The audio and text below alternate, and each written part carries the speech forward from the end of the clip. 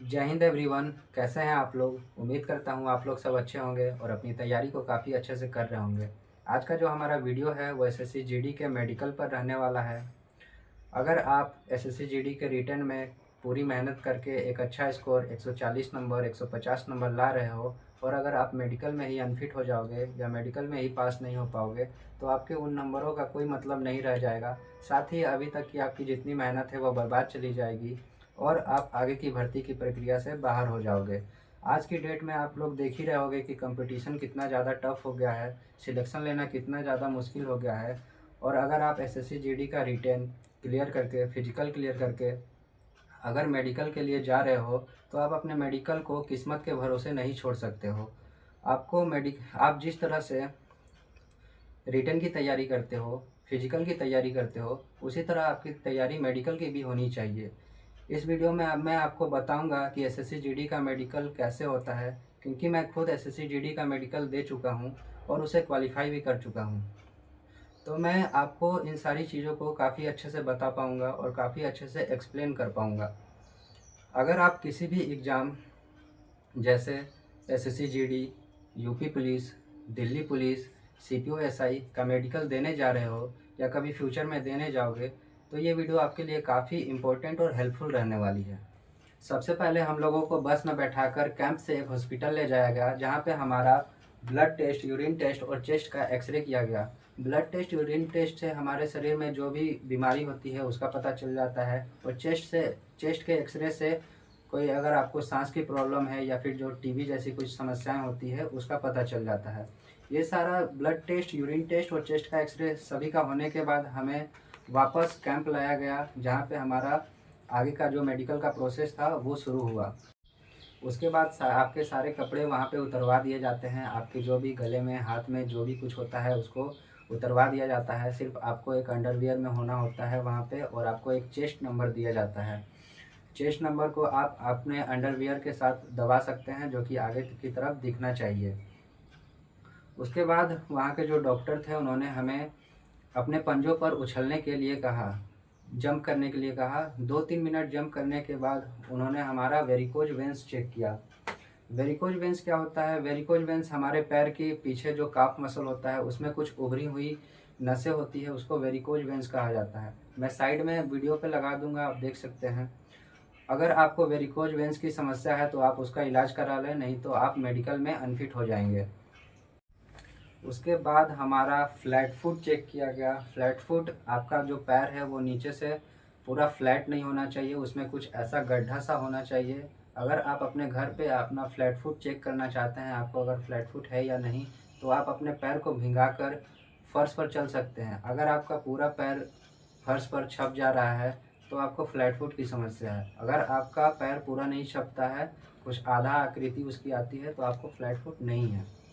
इसके बाद हमारा नौकनी चेक किया गया। नौकनी में आपके घुटने आपस में सटने नहीं चाहिए।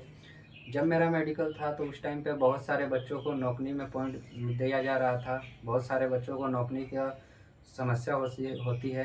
अगर आपको भी नौकनी का प्रॉब्लम है तो आप उसके लिए एक्सरसाइज कर सकते हैं। अगर आप अभी से एक्सरसाइज करेंगे तो वो काफ़ी हद तक ठीक हो जाएगी। और आप रात को सोते समय अपने पैरों के बीच में तकिए को बांध कर सोएं, इससे आपकी नौकनी की समस्या काफ़ी हद तक ठीक हो जाएगी। उसके बाद आपके प्राइवेट पार्ट्स चेक किए जाते हैं। प्राइवेट पार्ट्स में आपके आगे पीछे दोनों प्राइवेट पार्ट्स चेक किए जाते हैं। उसमें आपका टेस्टिकल्स का साइज़ जो है वो सेम होना चाहिए, कोई भी छोटा बड़ा नहीं होना चाहिए और आपको हाइड्रोसिल की प्रॉब्लम नहीं होनी चाहिए। उसके बाद सभी को झुकाकर खांसने को कहा जाता है जिससे पाइल्स चेक होता है। अगर आपको इनमें से कोई भी समस्या है, जैसे हाइड्रोसील या पाइल्स की समस्या है, तो आप उसका इलाज करा लें ताकि आप मेडिकल में फिट हो सकें। उसके बाद हमारा नेक्स्ट पॉइंट है टैटू। अगर आप फोर्स का मेडिकल देने जा रहे हो तो वहाँ पे टैटू अलाउ नहीं होता है। अगर आपके किसी भी बॉडी पार्ट में टैटू है तो आप वहाँ पे अनफिट कर दिए जाओगे। तो आप अभी से अपनी टैटू को रिमूव करा लें। उसके लिए लेजर ट्रीटमेंट होता है, उसको करा लें जिससे आप मेडिकल में फिट हो पाएंगे। उसके बाद हमारा कैरी एंगल चेक किया गया। कैरी एंगल आपके हाथों के बीच में जो ये मुड़ा हुआ होता है वो ज़्यादा नहीं होना चाहिए, 20 डिग्री तक अलाउ हुआ होता है। ना तो आपका हाथ ये ऐसा सटा हुआ होना चाहिए, ना ही ज़्यादा उसमें गैप होना चाहिए, परफेक्ट होना चाहिए, तभी आप मेडिकल में फ़िट हो पाएंगे। उसके बाद हमारा पॉइंट है चेस्ट। चेस्ट में आपके जो चेस्ट है वो एक साइज का होना चाहिए, कुछ भी ऊपर नीचे नहीं होना चाहिए। अगर आप ऐसा है तो आप उसका एक्सरसाइज करके आप उसको ठीक कर सकते हैं। उसके बाद है हमारा शोल्डर। शोल्डर जो है आपका वो एक साइज एक लाइन में होना चाहिए, ऐसे कोई उठा हुआ नहीं होना चाहिए, एक तरफ से एकदम बिल्कुल परफेक्ट लाइन में होना चाहिए, तभी आप मेडिकल में फ़िट हो पाएंगे। उसके बाद है हमारा बैकबोन चेक होता है, आपकी रीढ़ की हड्डी चेक होती है। वहाँ के जो डॉक्टर होंगे वो आपको झुका के आपकी रीढ़ की हड्डी चेक करेंगे, वो एक सीधी लाइन में होनी चाहिए, टेढ़ा मेढ़ा नहीं होना चाहिए। उसके बाद आपके गर्दन की ऊपर की जो सेंसिटिव चीज़ें हैं वो चेक की जाती है। इसमें बहुत सारे लोग बाहर होते हैं, तो इसमें आपको खास ध्यान देना है। सबसे पहले आपके दांत चेक किया जाता है। जो डॉक्टर होते हैं वो टॉर्च लेकर आपको मुंह में आपके दांत को चेक करते हैं। आपके दांत 32 है, 30 है, 28 है, उससे कोई फ़र्क नहीं पड़ता है। आपके दांत टेढ़े हैं, एक लाइन में नहीं है, तो उससे कोई फ़र्क नहीं पड़ेगा। आपके दांत क्लीन होने चाहिए और उस पर कैविटी नहीं होनी चाहिए। अगर आप गुटखा खा के दांत सड़ा लिए हैं तो ये सब दांत नहीं चलेंगे वहाँ पे। और अगर आप फोर्स की तैयारी कर रहे हो तो आपको इन सब गुटखा, तंबाकू, ये सब चीज़ें अवॉइड करनी चाहिए। उसके बाद आपके जो नाक है वो चेक किया जाता है। नाक में आपकी हड्डी जो है वो सीधी लाइन में होनी चाहिए। अंदर से डॉक्टर जो होते हैं वो टॉर्च लगाकर देखते हैं, आपकी नाक की हड्डी बढ़ी हुई नहीं होनी चाहिए, नहीं तो आपको डीएनएस का पॉइंट दिया जाता है। अगर आपको ऐसी कोई डीएनएस की प्रॉब्लम है तो आप पहले ही उसका ऑपरेशन करा के उसको ठीक कर सकते हैं, ताकि आप मेडिकल में फ़िट हो सकें। उसके बाद हमारे कान चेक होता है। डॉक्टर के पास एक छोटा सा मशीन सा कुछ होता है जो हमारे कान में डाल के देखते हैं। उससे मेनली ये देखा जाता है कि आपके कान के पर्दे सही है या नहीं है, उसमें कुछ कान के पर्दे फटे तो नहीं हैं। और मेक श्योर करें कि अगर आप मेडिकल देने जा रहे हो तो अपनी कान की सफाई करा कर जाएँ किसी भी। और कान की सफाई कहाँ से कराएंगे, तो किसी भी रोड पे जो बैठे होते हैं उनसे कभी ना कराएं, आप एक अच्छे डॉक्टर से अपनी कान की सफाई करा कर जाएँ। उसके बाद जो हमारा पॉइंट है वो है आँख। आँख में बहुत सारे कैंडिडेट्स बाहर होते हैं। आँख में आपको मेनली 4 तरीके से चेक किया जाता है। एक होता है डिस्टेंस विजन, एक होता है आपको सामने से कुछ पेपर 25 सेंटीमीटर के डिस्टेंस से एक पेपर को पढ़वाएंगे। उसके बाद एक कलर ब्लाइंडनेस का टेस्ट होता है, और फोर्थ पॉइंट में स्क्वीन चेक किया जाता है। तो आइए डिस्कस कर लेते हैं इन चारों पॉइंट्स को।